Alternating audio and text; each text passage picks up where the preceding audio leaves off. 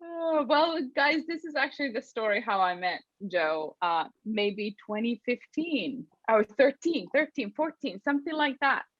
He just showed up, this like super fun, nice guy driving. We had commissioned Gerda Koenig from DNA 13, a German company, to create a piece here in Austin for us. And Joe then just showed up and like was this party of the the group really, and became super part of our group. And then I started learning more about Joe and how he's been involved in like talking about and advancing disability rights and advocacy. And then you ended up at UT for this program that I had been teaching in the original program at the A&M, and years went by, and so and Joe actually walked by the office when we were March of 2020, when we were thinking, should we hold this workshop or not? What's happening with this Corona thing? And we were all like, hey, Joe, and that's where we got reconnected. And I'm so happy we did. And I'm so excited that Joe is here. And I cannot wait to hear and learn more about your program, the way you talk about disability rights and history and culture. So from the bottom of my heart, it is so good to have you here, Joe. Thank you so much for that introduction. I appreciate it. I really do. And yeah, I've worked with ArtSpark for a while, so it's really cool to kind of be back and yeah, talk about E4 and build connections and network. And yeah, it's like Silva said, I am a sibling, I'm an advocate, I'm a teacher. And now I'm a project coordinator at a vocational training program at UT. So I've kind of run the gambit. I was an advocate before I was a teacher. We're going to talk about this group. I'm repping their shirt. It's Friday, Casual Friday. So I'm repping their shirt. It's an ADAPT shirt. And the people behind me, we're going to see some pictures about those when we talk, those folks, when we talk about disability history. So I cut my teeth in the advocacy world. Doing the nonviolent civil disobedience thing, trying to change the world for people with disabilities, build more community services. I guess I started that my senior year of college. I went with ADAPT the fall of 2009, I guess it is now. Went with ADAPT on my first action. And again, we'll talk more about ADAPT. I'm sure some of y'all have probably heard of ADAPT. Yeah. There's an ADAPT in Austin. And it changed my life. And here I am today, many, decade later, still, wearing the gear, excited to move the needle forward, if you will, for people with disabilities. But I have a lot to cover, and we'll see how much I can get to. Typically, what I do is this disability history training. I can do it in about an hour if I rush myself. But I want to give you a little overview about what E4 is to see if you guys will probably start thinking about ways that maybe what you're doing can connect into what we're doing. Again, ArtSpark is one of our community partners. We make sure to come and visit them every semester. And if there's activities that our students want to get involved in with Imagine Art, we always encourage them to. We share resources, those newsletters, that kind of thing. So if something pops in your mind, oh, I could interact with E4 in this way, let us know. We're ready to collaborate. Part of what we do is build the bridge with community and the university. So let us know. Without further ado, I'm going to get into it. So the goal is to cover a little bit about what the program I work at now does.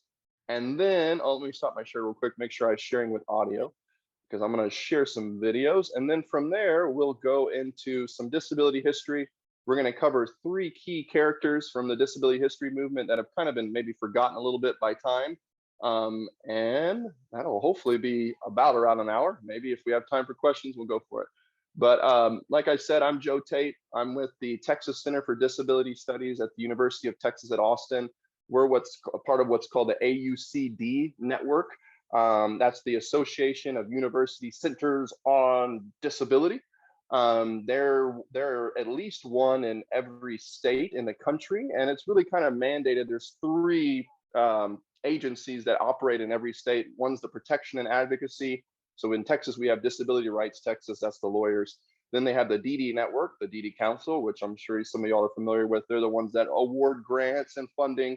And then we have the UCEDs, which are housed within universities. And the UCEDs' job are to provide research and programming and again, build that bridge between the universities and the community, and improve the lives of people with disabilities. So I'm part of one of those USEDs, Texas Center for Disability Studies.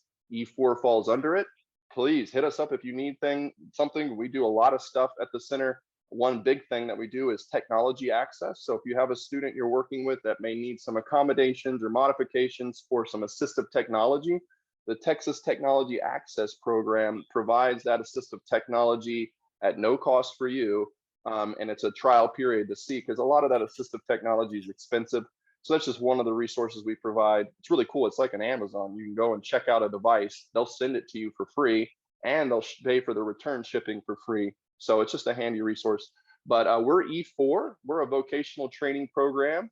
That's a jobs training program designed for people with disabilities. You don't have to have a disability to attend our program, but everybody that we've admitted so far identifies as a person with intellectual or developmental disability or mental health diagnosis, sometimes both. And our job is to train our students to become more independent, more work ready, and to make sure that they have a path moving forward so that they can be more independent in their lives. And if you think about what are the 4 E's, well, there it is right there. We want to educate you, we want to empower you, we want to employ you, and we want you to excel and keep moving forward in your life. All right, so what is E4? Well, we're university based. That means our students are on campus. They attend classes on campus. Unfortunately, our students are still on campus as visitors. This notion of post-secondary education for people with disabilities is really an idea whose time has come, and there's a lot of advocacy and moving pieces that kind of fall into place to make sure that these types of programs are more embedded in the university. It's my job to make sure that our students have access to, all the services at the university that any student would, but it's a long battle. Here in a minute, when we talk about disability history, you'll see that it takes many, many decades to get to where we are today. But there's post-secondary programs all over the country. In Texas, I think we have 14 right now. Again, I'm happy to share as many resources with y'all as you want. I don't want to overwhelm you, but it's employment focused. So right now we train our students to do 3 jobs, and we'd like to continue to expand that option. People don't come to college to do 3 jobs. That's not what we do. We come to college to do a whole host of different jobs that we're interested in. But right now with E4, we focus on 3, and that is personal care attendant. So you can think about in-home caregiving, people with disabilities working alongside other people with disabilities, helping them accomplish their activities of daily living, getting up in the morning, brushing their teeth, getting to work. We're doing childcare, so working in any kind of childcare setting. We have a pretty good partnership with the Child Development Center here at UT, which is a really cool childcare facility at UT that serves the staff and administrators at UT. And we also are doing the paraprofessional track. So that's a teaching assistant track. It's the same TA training that any TA would take that works in a special education setting. That one's a lot of fun. So we're training people that have come from a special education setting to work in the special education setting. And they just are awesome advocates. A lot of them have experienced discrimination and their own set of hurdles and challenges that they want to go back and advocate for the next generation. So those are the 3 jobs we have right now. We have our sights set on kind of the STEM field. That might be our next way we go to expand a vocational track is within STEM. That's what we're working on for this next semester or next year. So there's my students. There we are before the pandemic hit. That was my crew that got hit right. They start in the summer and then they go to the spring. This is my group right before COVID came. They all got derailed March of 2020. Great group. Here's my group from last year. They graduated this June, actually. They were all virtual. They did great. They made their hours. They went and did their internships in person. They lived at the dorms. They were just fearless, tenacious. They came to the program in the middle of a pandemic. We accepted 15 students. We had 7 that made it. We're like, you know what? We're going to take the risk. We want to live at the dorms. We want to come to campus. It was pretty crazy as a teacher. I was on UT. It was a ghost town, but my students were there. They were there in person. They were coming to class. Nobody else was, but my students were like, I'm not losing the shot. I'm not losing my opportunity to do it. And the rest of the university kind of came along with us as that year progressed. But we're with a new group this year. I think I might not have pictures of them, but they're a good group. I've got 6 this year. So the way the program works is we start in the summer. It's a 4-week program, a lot of team building, a lot of independent living, a lot of assessments to see where they're at.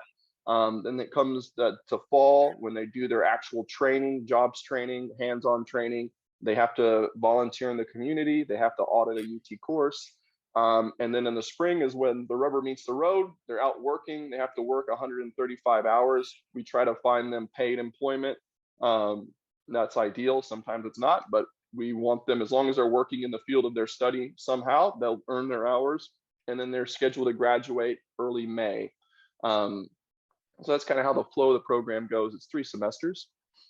Just a little overview of what each semester does. Again, summer programs, a lot of independent living, a lot of team building.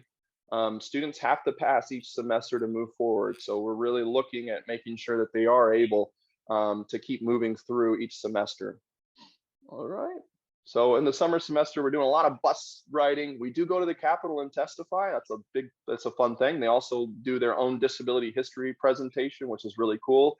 They look up and choose their own person from the history of disability rights, and they do their own presentation as a team. We get to go to the Capitol, practice our legislative advocacy skills. We let them know that whether they know it or not, they are advocates.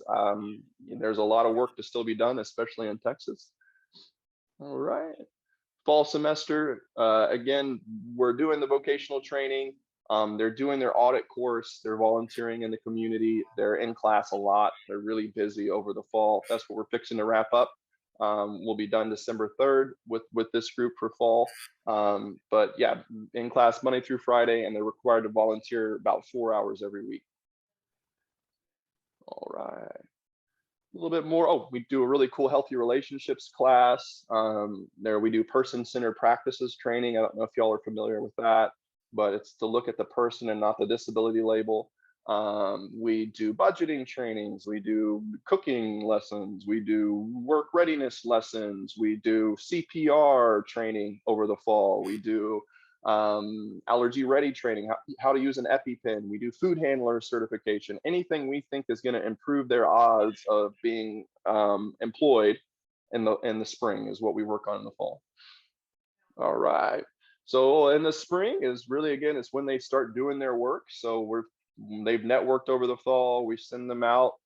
We don't have any guaranteed like MOUs or letters of understanding with any of these organizations we work with. That means our students are hired based on their resumes, their experience, their references, and their skills. Again, we want to replicate the real world as best as possible. So they're going to go out and hustle and try to get a job. So they might take them 2, 3, 4, even more different interviews and application process to get a job. And we hope that that job carries forward after the program ends. Not everyone's from Austin, but most of our students come from the Central Texas area. But again, we're trying to replicate the environment as best as we can, have them accept failure, have them make sure that they're being resilient. And E4 is there to continue to help them along the way, polish their resume, polish their interview skills, and make sure they make their hours. All right, so just some general certifications they earn. Person-centered practices, food handlers. We do peer support, which is really cool. That's something I hadn't mentioned yet. We partner with Imagine Art, which is a local provider here in Austin. They currently are doing a really cool peer support program. Peer support is really big in the mental health care field. And it's really starting to move to people with IDD. There's no approved right now state IDD peer support program, meaning if you have IDD, you can't necessarily bill Medicaid to provide those services. And that's something that Imagine Art and a lot of other advocates around the state are really trying to champion. There's been bills the last 2 sessions to make this a billable Medicaid service so that people with IDD can go and mentor other people with IDD. But we really like the peer support model. We've been using it since 2018. It helps our students practice active listening. It helps our students learn how to give and receive feedback. It's a really cool model. I can connect y'all with them. They've been really great. And there's some advocacy. There's an area for advocacy right there, peer support. We do highly qualified paraprofessional certification. Again, that's for the TA. CLI Engage is the Children's Learning Institute. It's a child care training that we use that people working in child care field, especially the Child Development Center, are required to take. And then we're the program that we use for the personal care attendant training. There's no required certification for that in Texas. You don't have to be certified to be an in-home caregiver. There's a lot of different words for that. Personal care attendant, direct support professional. There's no certification for it. So that gives E4 a little bit of room to kind of do that training how we like. And we use some set curriculum that comes from the Center for Excellence in Aging Services and Long-Term Care at the UT School of Nursing. That's what our lessons are based off of. Again, getting those students ready to be in-home caregivers. All right. So who can apply? Students have to be over 18 or older. They have to have a high school diploma or a GED. They got to be interested in the field of study. They have to fill out an application. They have to do an interview. They have to provide references. They got to pay for it. Most of our students are paid through the Texas Workforce Commission. Another big thing is all of our students have to be their own guardian. And that's because a lot of times, or what we found is that sometimes parental involvement isn't always the same as what the student wants. So we want to make sure the student has the ultimate say in where they live, where they work, who they date, things like that. So that's why we really make sure our students have their own guardianship. All right. And again, most of our students come through the Texas Workforce Commission or private pay. We're working on becoming more embedded in the registrar's office so that students can access more traditional funding like grants and student loans. It's a long process, but I think we'll get there soon. I think we're getting to the end of it. Oh, students live at UT. They're staying right now at Dobie 2021. It's a private dorm right off of Guadalupe Street. So they're in the thick of it, right on the drag. I lose sleep about thinking about them getting down into trouble off of Guadalupe Street, but knock on wood, they're all been great. Again, they don't take a lot of unnecessary risk. My students, they know that they've got a good opportunity, and they've been making pretty good choices. So that's where we're at now. Again, one of the things that we're working on is opening the university to where it's more accepting for our students, and that would mean having our students be able to go to any dorm they want to. Right now, it just happens to be Dobie because we have a contract with TWC and Dobie. But that's our next step, make it to where students could stay at any dorm they so choose. Yeah, I think I'll leave it there. I think it just kind of gets into a little bit more. Yeah, it just talks about our staff. We have mentors, we have social work interns that we work with. We have a really big support network that works with our students. We want to make sure our students get to experience UT life and Austin life, all the cool things they have to offer. Alrighty, I'll leave that at that. Oh no, I got something. Let me see that chat for me. Thank you. Silva is helping me. Yes, I'm sorry, my acronyms. I might be going overboard on my acronyms. Please stop me if you want me to clarify something. All right. So just real quick, I'm going to try to do this in about 30 minutes. We'll see how much we can get through. But again, we're going to cover some key figures in the disability history movement. We're going to cover, again, these are folks that may have been kind of forgotten by history. The first person we're going to talk about is Mr. Ed Roberts, and he paved the way for people with disabilities to attend colleges. Then we're going to move to a man named Wade Blank from the Denver, Colorado area that spearheaded the independent living movement and also the ADAPT, Americans Disabled for Accessible Public Transportation, and began to make the community, the country more accessible for people with mobility impairments. And then from there, we'll go to a Texan by the name of Justin Dart, who was one of the key instrumental figures in getting the Americans with Disabilities Act passed. They're all interconnected, even though this is about, we're going to talk about, I guess it's 40, 50 years of history. All these guys are interconnected. And there's a girl, Judy Heumann, which some of y'all may know. I'm going to just slightly touch on her and how she fits in some of this history. All right, without further ado, let me get started. So the first module is on the Centers for Independent Living. We have a Center for Independent Living in Austin. It's called ARSL. But the very first independent living center is the one I'd like to talk about. But just to get us thinking, here's a brief video. I'm trying not to show too many videos just because we don't have time, but I think it is interesting, at least to anchor us in kind of what was going on in that world. I did share with Silva, and I believe, I'm not sure who else I shared it with, but I did share a disability history timeline that might help you guys kind of just think about what was going on in the rest of the world during these times. I like to use dates and that type of stuff. But let's get started. What was the world kind of like before Ed Roberts? Can y'all hear that okay? Sorry, I lost my video. Let me see where you guys are at. Yeah, we can hear it. Yep. Oh, thank you. Yeah, cool. It's our story. Ed started his presentation by saying, a nice little old man came up to me and said, "Son, I'd rather be dead than be like you." Ed said, "What's the proper response to that?" And I said, "Well, the correct response would be An age of exclusion. There was no right to ride on a plane, to enter a restaurant or a store. You may be told you have to leave because people don't want to watch someone drool. We were living under substandard conditions. Not going to school, sitting on the ward all day, not being talked to by anyone. It is a civil right to be independent in America. The number one precept of independent living had to be that we had to teach ourselves how to fight. All of a sudden, meeting Ed confirmed that things can change. You had to be politically active, and I think a lot of us came to that conclusion very quickly. We have demonstrators in wheelchairs. Ed used to say all the time, use your anger, use your anger, use your anger. Once the nursing home caught wind of our ideas of independence, things began to get ugly.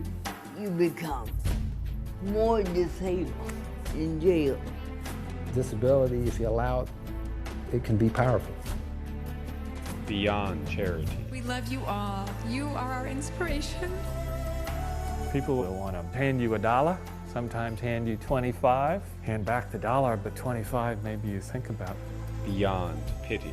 And you realize that having a disability doesn't make you shrunken or less.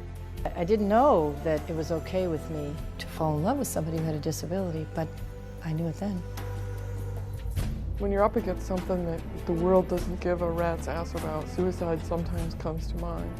As long as our government funds places that people would rather die than go, it's a great cost containment measure. Free our people! I get out of my wheelchair and I start climbing. National news, I had local, I had everybody. They say that it was the image of me was the final decision to get the ADA passed. It's our story. It's always a journey. It just always takes a lot longer than you think it should. Free our voices. www.itsourstory.org. All right, so I'll just give a little plug to itsourstory.org. I'm a big fan of what they've done. They've traveled all around the country, interviewing advocates, getting firsthand historical information and data on what the world was like and the journey to where we are today. They have hundreds of videos. It's pretty wild, thousands of probably hours of videos. Just cool stuff if you want to get some more information and firsthand sources. All right, so that's a little bit of how the world was and the journey that has been going on to get us to the point where we are today. But again, let's get into it. Let's talk about the very first Center for Independent Living and a man by the name of Ed Roberts. So in this first module, we want to improve your understanding of the history of inclusion for people with disabilities on college campuses and learn the history behind the creation of the very first independent living center in the nation. All right, I love to use quotes. So this is our first quote that we got here. And it goes, "You should hope he dies, because if he lives, he'll be nothing more than a vegetable." And that is from 1953. And that is what the doctors told Zona Roberts, that's Ed Roberts' mom, when Ed contracted polio at the age of 14. The doctor said, listen, you better hope he dies, because this world is not set up for people like your son. So the key that I tell my students is, do you think Ed gave up? Do you think his mom gave up at that point? And the answer is no, they did not give up. A lot of times people with disabilities are told that you are less than, that there's no way you're going to be able to do this. pitifully low expectations, I think, are the biggest barrier to inclusion. And that's what these folks that we're going to talk about fought against. So what did Ed say? Ed said this. He said, so I decided to be an artichoke. If you're going to call me a vegetable, I'll be an artichoke. A little prickly on the outside, but with a big heart. You know, the vegetables of the world are uniting and we're not going away. So was Ed saying, all right, man, you're going to call me a vegetable? I'm going to be an awesome vegetable and I'm going to push the limits. I'm going to fight back. So that's Ed. I don't have time to watch that video, but there's some really good videos on Ed. I think it's called Freewheeling, I think is the name of this YouTube video. It's about an hour long that talks about Ed's story. A lot of cool interviews by Ed. There is my friend Ed Roberts. He's actually laying on his back, and in this image, I've flipped it to the side. He's on his back in what's called an iron lung. I'm sure many of y'all have heard of an iron lung, and especially in these days of COVID, helping people breathe, forcing oxygen in and out of the lungs. There's Ed. We'll learn a little bit more about Ed. So Ed was born in California in 1939. If y'all can think back to history around that time, that's when the Nazis were picking up steam. That's when people were being exterminated. That's when people were being segregated based on a model of eugenics. That model actually started here in the United States and was carried over to the Nazi Germany. We still have services being provided in Texas based on that eugenics model. That would be the Austin State Supported Living Center that was created way back in the early 1900s. And that was based on a system of eugenics, that people with disabilities need to be separated from their communities. They need to be isolated and taken out of the gene pool. We still have a pretty big obsession with institutions, especially in Texas. We have 13. All right, so that's Ed. He was born into a world not very hospitable for people with disabilities. He loved sports and he dreamed of becoming a baseball player. But at the age of 14, he contracted polio. He was 16, so he spent 2 years in the hospital and he was paralyzed from the neck down, unable to breathe. He spent most of his day in an 800-pound iron lung. Ed called his iron lung the tank. The tank. Because he had to spend most of his time in an iron lung, and again, the world was not set up for people in wheelchairs or with complex medical needs. He had to attend school by phone. Again, I think it's kind of interesting. Can see some parallels in today's world. He had to attend school by phone, and some students I think like doing Zoom classes. Ed hated doing classes that way, but he did continue his education and graduated high school. When he was in the hospital for those 2 years, he decided he didn't want to live. Again, we saw in that video, they talked about when the world doesn't give a rat's ass about you, suicide comes to mind. Ed recognized that the world wasn't set up for him, and he decided to starve himself. He stopped eating, and he starved himself down to just, I forget his weight limit, but he was about to die. And he kind of came to the recognition or the idea that he did have control over his life because he could eat. He could eat and have power. He had some control, and that notion that I have control over whether I live or die helped propel him into better health, and this notion that I gotta fight and I have power and that I can survive in this world. So I think that's just interesting to point out, is when he was I can't even imagine a 14-year-old kid deciding that I'm just not going to eat anymore. This world's not worth it. And thank God he changed his mind, because he helped go on and become a leader. So here we go. The next quote we got here: we've tried cripples before and it didn't work. And that came from one of the deans of admission at Berkeley University from 1962, where Ed was admitted at Berkeley University. All right, so here we go. There's Berkeley. So after attending community college, Ed was admitted to the University of California at Berkeley in 1962. If you guys know anything about the 60s, you probably think about some hippies, some free speech movement, some anti-war protests, and Berkeley was really the epicenter of that. And the free speech movement, we don't think about it, but you weren't allowed to really talk about politics on college campuses before. You weren't allowed to talk about Republicans or Democrats. You weren't allowed to bring up these kind of political issues on campus. And it sparked a movement in 1964 for what they call the free speech movement on campus. And Ed was, again, right at the epicenter of that at Berkeley. So let's just get a little feel for how funky it was. This is really helpful for my students that don't know a lot about the hippie movement and the war protests, but just to get us a little bit of feel of kind of what Ed stepped into in 1962. Here's a little bit about what Berkeley was like, what the free speech movement was like. There's a time when the operation of the machine becomes so odious, makes you so sick at heart that you can't take part. You can't even passively take part. And you've got to put your bodies upon the gears and upon the wheels, upon the levers, upon all the apparatus, and you've got to make it stop. And you've got to indicate to the people who run it, to the people who own it, that unless you're free, the machine will be prevented from working at all.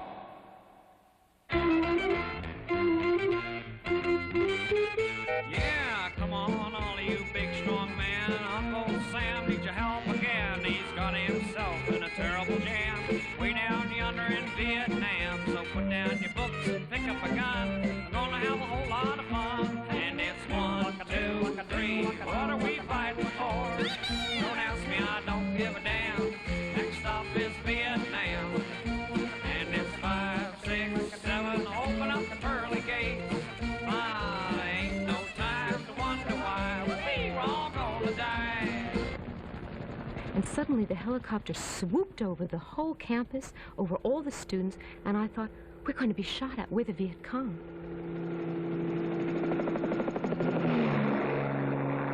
All right, so Ed starts his education or his journey there in college right in the center of this movement to change the world. And Ed sees a lot of parallels between the discrimination of people maybe of color, the anti-war protests, or the free speech movement. He sees parallels in his own life, and he decides, you know what, I'm going to join this fight too.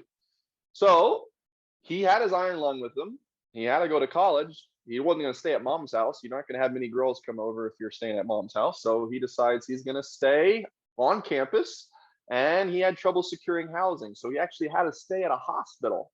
He accepted his admission and staying at the Cow Hospital under the condition that his space not be treated like a hospital, that it be treated like a dorm, that he's allowed to have his own independence, maybe have a beer, have some wine, have friends over, things like that. So he began to, right when he got there, realize that there are barriers he has to break down and begin to advocate for. There's the Cow Hospital. I always point out that you can see there's not even a ramp at Cal Hospital, so it must have been very hard for him to navigate his space. Just generally, the world was not set up for people with disabilities. There's a hospital. So his admission paved the way for other people with disabilities. People from around California saw Ed at Berkeley and said, if he can do it, I can do it. And over the next few years, Robert's space at the hospital would turn into the Cal Residence Program, where people, again, of all different types of disabilities, paraplegics, people with polio, people with cerebral palsy, began to come to Berkeley. People who were visually impaired, people who were hearing impaired, began to come to Berkeley because Ed was there. So all these people are there on campus. Let's start our own group so that we can start fighting for the rights of the people, the students with disabilities on campus, and fight for people in the community. They created what's called the rolling quads, as in I'm a quadriplegic. That means all 4 limbs, and I'm in a wheelchair. We're rolling. So there's an image of some of the rolling quads there in Berkeley. So it says, in the midst of the campus maelstrom of free speech, civil rights, and anti-war protests, these students refuse to be seen as helpless medical patients, and they profoundly changed the rules of living with disabilities. They started advocating, asking specific questions, and advocating for change. They asked, hey, why the heck are we forced to live in a hospital? Why the heck are my students forced to live in only one dorm? Why is it so difficult to travel around the city? There was no accessible public transportation. There were no curb cuts. There were no ramps. There weren't a lot of elevators. What options did students with disabilities even have? What were our choices? What jobs can we get? What could the university do to help students with disabilities? And what were they going to do for jobs and living after graduation? If the world's not set up for me to live independently, what am I even doing here at the university? I can't even ride the bus to my job. I can't even find an apartment where I can get up into my house and live. So they knew they had to do a lot of work. So they began to change their community in Berkeley. Berkeley became a mecca, a literal mecca for people with disabilities. People from all over the country began to come to Berkeley to see how the rolling quads were operating and changing their community. One curb cut at a time, a building at a time, making their community better. They pushed for more curb cuts. They created the first ever student-led disability services program called Physically Disabled Students Program. They provided personal care attendants, what I'm training my students to do. It's a novel concept. You don't have to get services in a nursing home or a hospital. Those care providers can come to you in your own home. And they were one of the first groups to think about that. So they had personal care attendants. They did wheelchair repair. Soon, they were taking calls from the community saying, hey, I need help. Hey, can you help me? I need a personal care attendant to come to my home so I don't have to go live in a nursing home. And by 1972, the group moved off the Berkeley campus and opened the nation's very first independent living center there in Berkeley. There. All right. I'm sorry, guys. I feel like I'm rushing, not giving Ed enough time, but we got a lot to cover. So let's go ahead and go on to the next person here. This is one of my very favorite people in history. His name is Wade Blank. Wade Blank and transportation advocacy, and the second independent living center in the country. I do want to take a moment to just mention Judy Heumann. Some of y'all might have heard of Judy Heumann. Here's Judy right here on the right. There's Ed Roberts on the left. Judy, again, was one of those people that came to Berkeley because it was a mecca. They saw this as an opportunity to really change the world and learn how we could create a better society for people with disabilities. So Judy fits right in there in the middle. Judy led one of the largest disability rights sit-ins in the history of just largest sit-in period in the history of US history. It was April 5th, 1977. Judy Heumann helped lead the Section 504 sit-ins. It was the longest nonviolent occupation of a federal building in United States history. It was in San Francisco. They had over 100 protesters, and they stayed in the federal building for 26 days. There's some great reason I don't cover too much about Judy is because there's already some great stuff out there about her. They have Crip Camp. I don't know if y'all have heard of that. Crip Camp on Netflix. That's about Judy Heumann. There's a really good drunk history. If y'all have ever heard of drunk history on Judy Heumann and the Section 504 protest, it's really funny. I'd say check it out. But Judy's awesome, and I just want to throw her in there as you know, in between these two critical figures. Judy was right there. She was doing her thing. She's awesome. Just know about Judy. Don't forget about Judy. So in this module, we're going to talk about the Gang of 19 and transportation advocacy and what led to ADAPT. That's my people. That's this shirt here. And what led to the creation of the second independent living center in the nation. Again, I like to start with quotes. So my quote is for Wade Blank is, they told me they were afraid I wasn't going to be satisfied until there was blood in the streets, until someone in a wheelchair got killed. They told me I was trying for another Kent State, and that was in 1978. Kent State was a really tragic moment in US history. I'll go ahead and show a little bit. Again, we don't have a lot of time, but just to show a little bit about Kent State. Kent State was a shooting by National Guardsmen in 1970, May 4th, 1970. And Wade Blank was there. Wade Blank was a reverend. He marched with people like Martin Luther King, and he was actually employed as a reverend on campus at Kent State. And he was there during the shooting. It really profoundly changed him and altered his course of life and the course of history. Because it traumatized him, and he decided he was going to change his life, change his career, and do something new. But just real briefly, Kent State, just in case you guys don't know.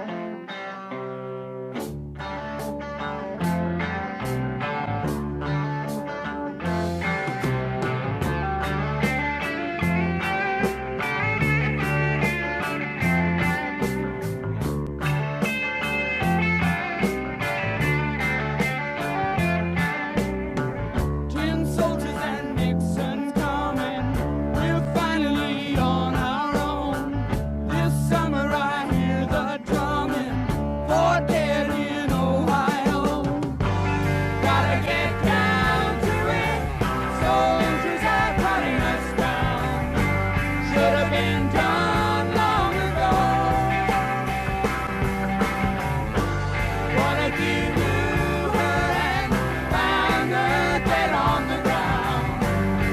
Can you run when you know?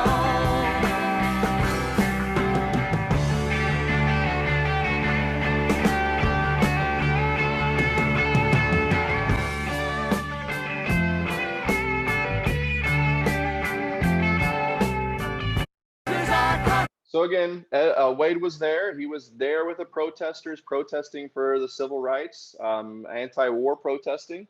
He was right in the thick of it during the shooting, and it scarred him. It changed him. I think that's part of the reason why this quote is so impactful. This is what the police told or said about Wade Blank and his protests for more integration, more accessibility for people with disabilities. That's what the police told him. You want to get another Kent State going here. So let's think about how we led up to that. There's Wade there on the right. I think it's a really good picture of him just with his people. Again, a reverend. So let's learn a little bit more about him. Reverend at Kent State, and during the shooting, he decided to change his life and he moved to Denver, Colorado, where he took a job as an activities director at a nursing home called the Heritage House Nursing Home. I really think this quote speaks to what kind of hopeless place that nursing home was. It says, I remember for dinner that night, we had baked potatoes, applesauce, and scrambled eggs, and that was near Christmas. The place was like a morgue. The food was cold, and little did I know that I was to enter the most important moment of my life. So he's there at this nursing home in Denver, Colorado, and his job is to be an activities director for kids. And there was a lot of kids. There were 60 kids living in that nursing home with disabilities, and his job was to bring joy to their life, have them have a little bit of a sense of normalcy, help them have pets and have wine and have pizza and go and do more fun stuff.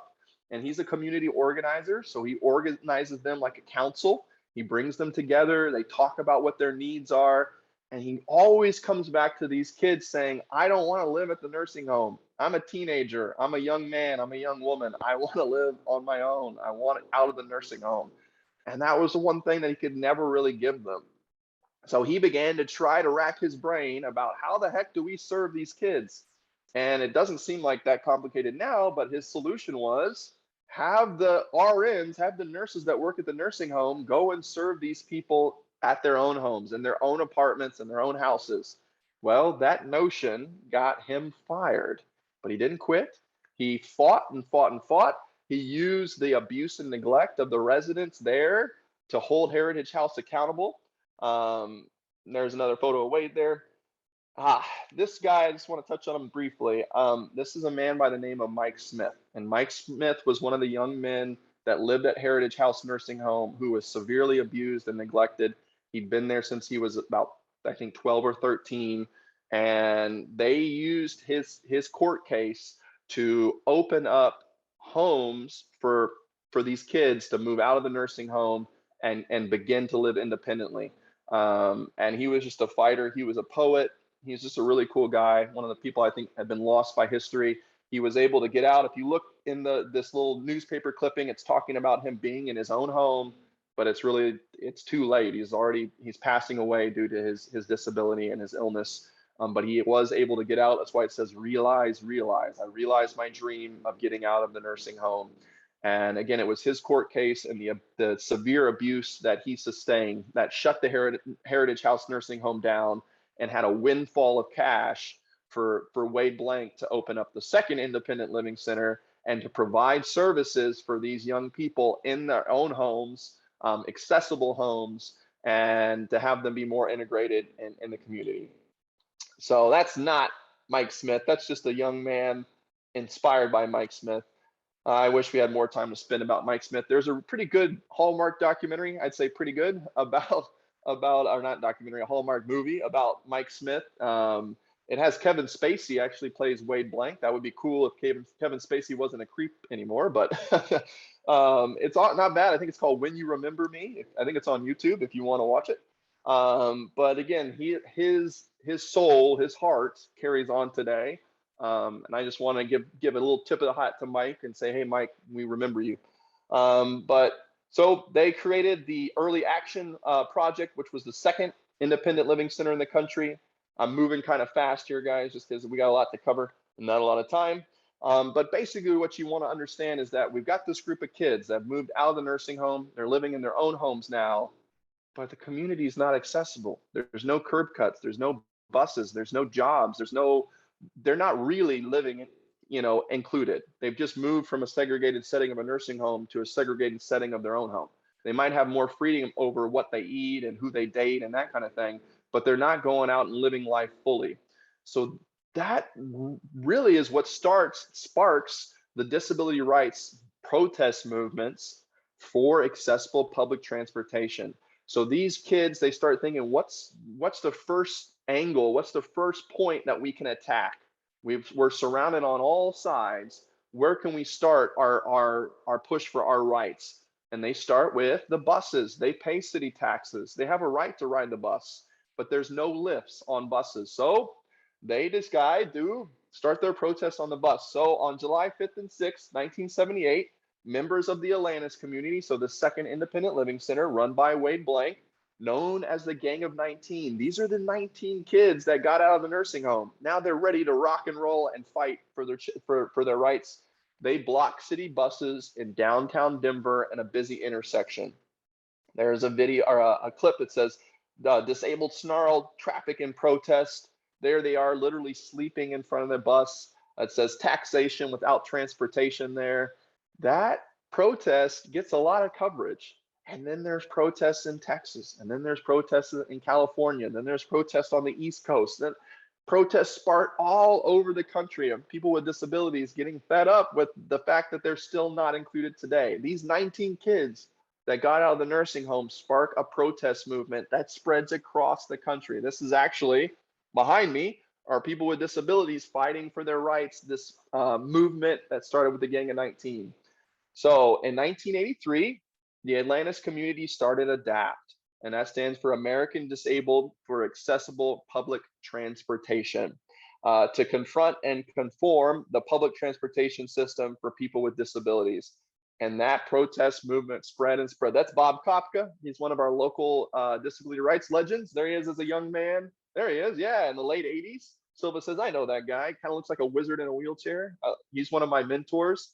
A great man. Still today, I want my students to understand that these people are real people and that they're still around today and they're still busting their ass today to make the world a more inclusive place. So this guy has been fighting now for 35 years, and he still ain't giving up. There's Bob.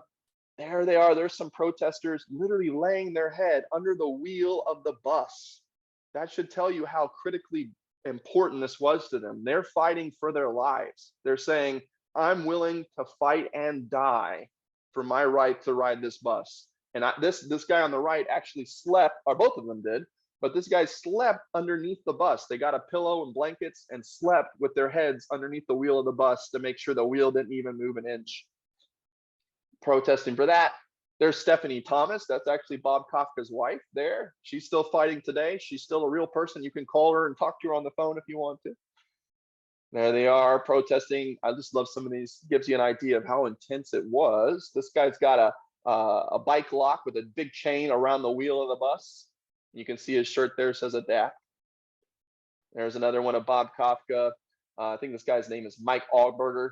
They're there with their bike locks and this revolving door locking in. These public transportation guys are having a meeting and they're saying, you can't get out of your meeting space. We're holding you accountable.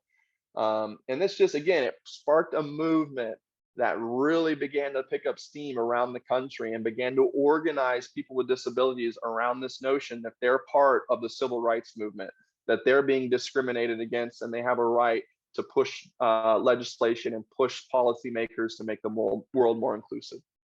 All right, there's another, there's some great photos. These are protesters literally smashing curbs with a hammer because there's no curb cuts. You might say that's a little extreme, but this is in Las Vegas and there was a person in a wheelchair hit and killed by a car because he couldn't get his wheelchair on the sidewalk. So they're smashing the sidewalk there. Another photo of them smashing the sidewalk, building ramps, showing how easy it is. All you have to do is build a ramp. It's not that hard. Buses are for everyone. This is that same photo behind me. And just, again, I want you to understand that those 19 kids started a snowball effect that really began to change the whole country and began to spark the disability rights movement. I don't have time. We're almost out of time. Where are we today? I want you to understand that there's 200,000 kids, 200,000 kids with disabilities living in nursing homes today. So even though Wade did that way back in the late 70s, we still have a long way to go as a society. And there are kids suffering today, going to, waking up in their nursing home, taking the school bus to school, and then coming back on the school bus to stay in the nursing home, going to prom. You can't take your prom date home when you live in the nursing home. We got a long way to go. All right. Real briefly, I just want to talk about the Texan, the Americans with Disabilities Act. I think most of y'all should be semi-familiar with that. But the key player I want to talk about now is a man by the name of Justin Dart. He's a Texan. You'll see him a lot. He's in the famous signing photo of the ADA. We'll look at it in just a minute. He's the one wearing the cowboy hat. He's from the Houston area. He was a wealthy businessman that put his whole life and fortune into creating inclusive communities for people with disabilities. Justin Dart. There's Justin right there, where he loved to be in the middle of his people. You can see some adapters right there. This is him at a rally before the passage of the ADA.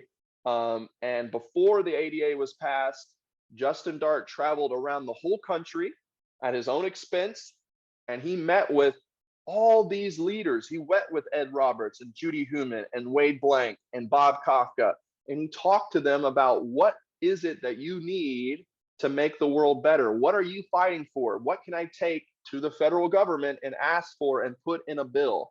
And he did that all on his own, started it in 1982.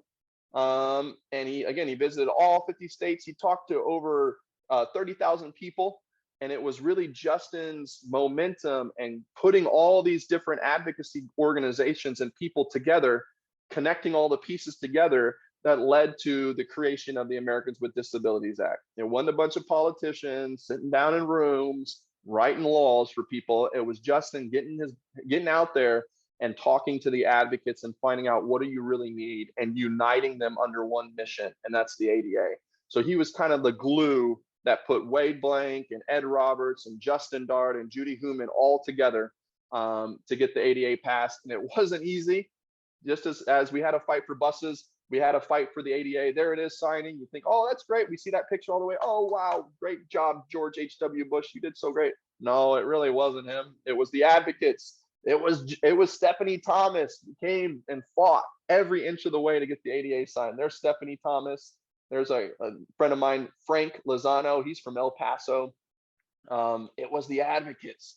This is a little girl named Jennifer Keelan. She's from Denver. She's Wade Blank's crew. She's a little girl that comes from Wade Blank's crew.